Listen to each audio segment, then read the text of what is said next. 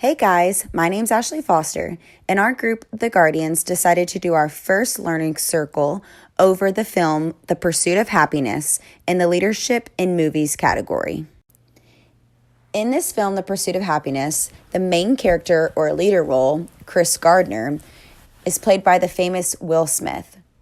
He has to overcome many obstacles and much diversity, such as his job was no longer meeting his financial needs, his wife left him, he had to gain an unpaid internship, and raise his son alone. He struggled to find many of his personal leadership traits. Throughout the movie, these are the things that he finds in order to help him get stronger and overcome these obstacles. Our team members, Luke and Devin, were able to relate to those specific traits in their personal life.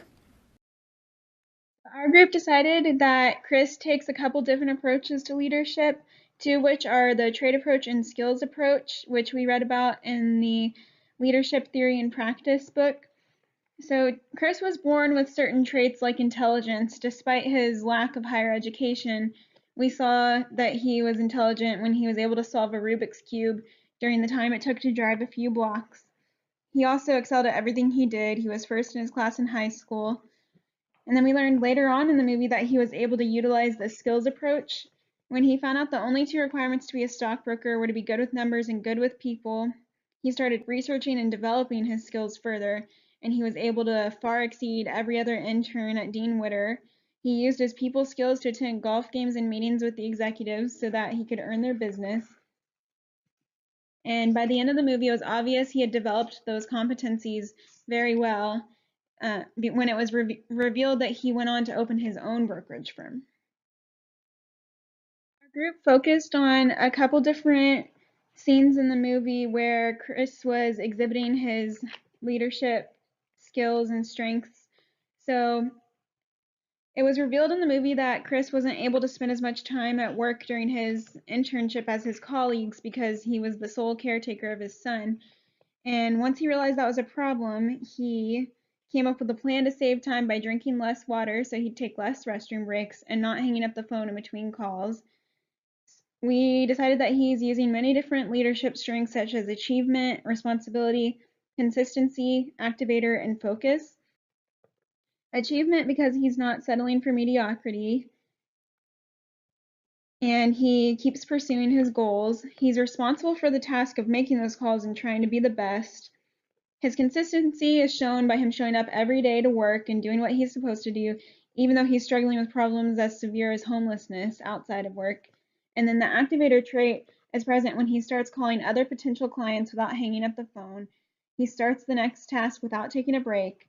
And lastly, he shows great focus by being able to get his task done without distraction, and he ends up obtaining many clients for the firm.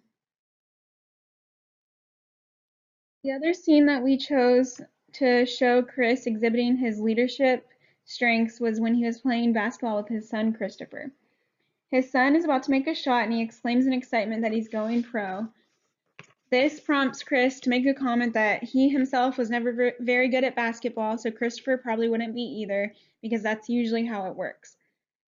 You can tell that Christopher loses his motivation because he stops playing, and in that moment, you can tell that Chris realizes the impact of what he has said, and so he changes his attitude.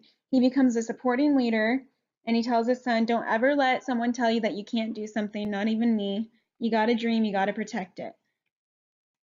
In this way, he was able to use influencing leadership skills such as communication and significance. His words were uplifting and encouraging, showing that he knew how to communicate a positive message to his son. And it was also evident that he wanted to have an influence on him because he made the decision to go back on what he said earlier to leave his son with a powerful message. After watching the film The Pursuit of Happyness, I can't help but relate some of Chris's leadership traits to some of my own. Throughout the film, Chris demonstrates many different leadership traits, one of them being activator, which also so happens to be one of my highest scoring traits. We believe this activator trait to be most prominent during the scene where he is playing basketball with his son. After his son misses a shot and he says he'll never be a basketball player, He tells his son, if you have a dream, you have to protect it. People can't do something themselves. They want to see that you can't do it too. If you want something, go get it, period. So during the scene, Chris is not just talking the talk. I mean, he is talking the talk to a certain extent, but he also walks the walk by showing his son what he needs to do in order to achieve his dream. According to the text, people exceptionally talented in the activator theme can make things happen by turning thoughts into action. They want to do things now rather than simply talking about them. Until Chris accomplishes his goals and makes his way toward a better future for himself and his son, he does not want to stop working. From being homeless to becoming the owner of a multi-million-dollar brokerage firm, his activator leadership trait is evident. This is very inspiring to any individual with a vision for themselves in the future. I related this to my own goals of having a master's degree by 24 with 0 student loans. After watching the movie The Pursuit of Happyness, I couldn't help but notice how much the restorative trait was utilized throughout the movie. After taking the strength assessment test, the restorative trait was rated as one of my highest leadership traits. The restorative method that was stuck out to me the most was whenever Chris's girlfriend Linda contacted him and let him know that she was going to take their son. So it was at this point where Chris knew that it was time for him to make a change and make a impacting change, and that he couldn't continue to live throughout this life. So he had to identify his problem and figure out the best way to resolve that problem. And at the time, it was him losing his son, which was the last thing he had at that point in time throughout the movie.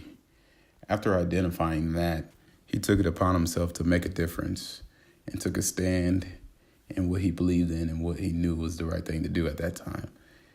I believe that this restorative trait is within anyone because we run into issues and problems that we have to identify either in a hurry or over time.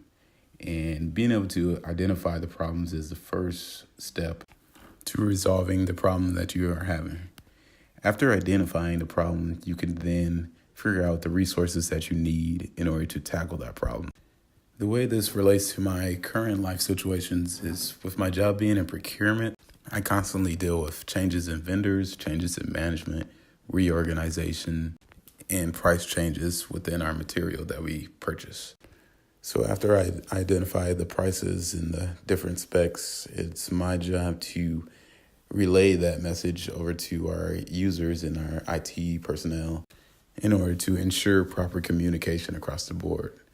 So basically what it boils down to is the restorative trait plays a huge role in leaders all around the world, and no matter where their standpoint is in leadership, I believe that it's always best to be able to identify your problems that you may have come across and learn from them. That way you can grow over time and teach others what you ran into in the past.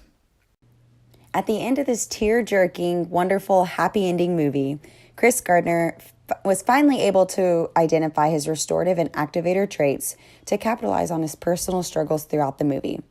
Team members Luke and Devin were able to relate to the main character. Are you able to relate to the main character? Do you have a restorative and activator trait?